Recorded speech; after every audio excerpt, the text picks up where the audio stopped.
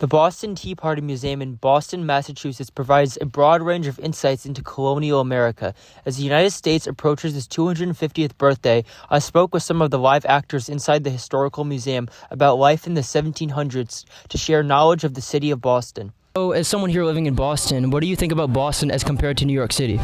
So I had never been to New York City. It's very expensive to get there in the 18th century. You know, I don't really have a horse or a carriage, and walking takes a long time. I would say that New York and Boston do have a lot of similarities this time period, especially because we're both receiving shipments of tea right now. There are 4 colonies, in fact, receiving shipments of East India Company tea, and all 4 of them, we've made a deal together that we are going to send all of that tea back to England when it gets here. Your New York is getting a shipment of tea on the Nancy, is the name of the ship. Our tea is unfortunately going to arrive before your tea does, and we are going to be unsuccessful in sending it back, so we're going to throw ours directly into the ocean. Your colony, however, does succeed in throwing the tea back, because you actually send all of it back to England. You don't throw it into the harbor at all. In comparison, we often today view New York City as the financial capital of the nation, yet cities like Boston seem to bear stronger historical roots.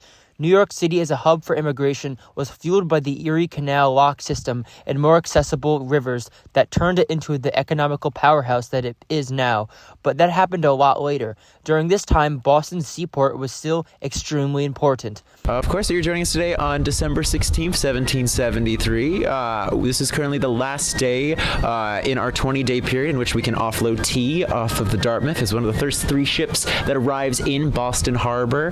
We're having some frustration right now. If you've heard the phrase, no taxation without representation. Right now, the tax on our tea is currently being imposed upon us without any say from us here in the colonies. Now, we here, not to spoil anything, we are going to be taking some more hands-on means in order to get rid of this tea, as opposed to New York, Philadelphia, some of the other cities here in the 13 colonies. The beginnings of rebellion sprouted from the idea of a distant government imposing rules and orders without any say from the people themselves that they were governing.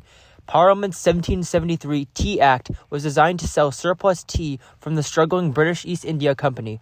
This angered groups like the Sons of Liberty, a radical group at the time opposing the king, who saw this move as displaying unfair control and leverage over the colonists to bail out the British company, especially over free merchants and American tea smugglers.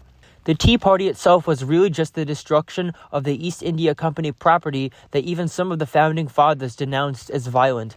It was more so that the British Parliament's reaction to it was that which stirred up the colonists to defiance against the king. Boston's harbor was shut down until the tea was paid for, Massachusetts officials were replaced with British ones, and colonists were required to house British soldiers if necessary. This was perceived as an overstretch of the king's power by many and sparks the question still to many in the modern world where a government's balance of power should be between enforcement of law and order and representation of public opinion.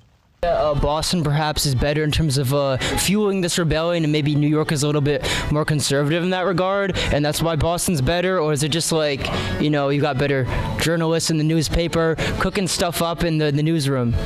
I would say, I wouldn't say I think we're more rabble-rousing perhaps in the 18th century, just because we keep rioting, although New York does have their own sort of riotous nature as well. I would say we both have a lot of printing press. We need the printing press quite a bit in both colonies. Boston does rely heavily on newspapers and on broadsides posted around the colony to spread awareness of political movements. One of our biggest newspapers here in Boston is produced by Eads and Gill, and Benjamin Eads is a well-known patriot here in the colonies. He's one of the Loyal Nine, so he's friends with Samuel Adams. He's sort of spearheading this movement here in Boston. New York has their own writers, though, as well. I don't know them very well because I don't get out there very often, unfortunately. Of course, I will say, so again, to take a step forward after this body of the people meeting that we're about to have, I myself am not going to participate in the actual tea destruction. I, as well as gentleman John Hancock, we help develop what's going on. However, we are not physically present for the tea destruction, whether to save our own skin, to save everyone else being able to have a alibi for us all. That's maybe more up for debate, but I'm a bit more hands-off, if you will. I'm going to help rile up the mob. I'm not necessarily going to help with the tea destruction itself. Boston's newspaper writers shaped public opinion against the king even further by spreading patriot voices far and wide. It wasn't simply documenting news that as it happened. Here a narrative was created that highlighted British oppression and tyranny.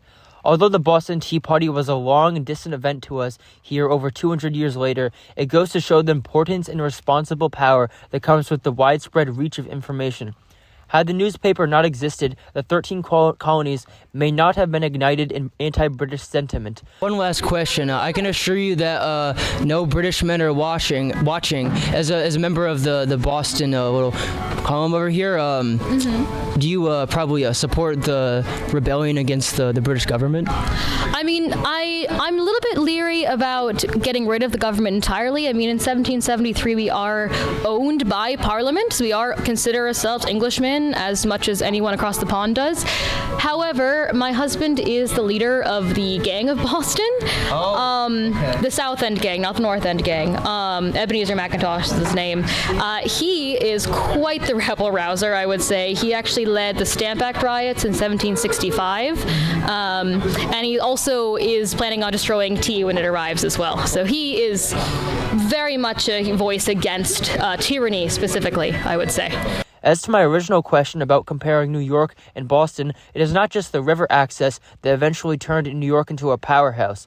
After the Revolution, European goods were often dropped in New York as opposed to Boston or Philadelphia, who were seen by Britain still as perhaps misbehaved revolutionary cities.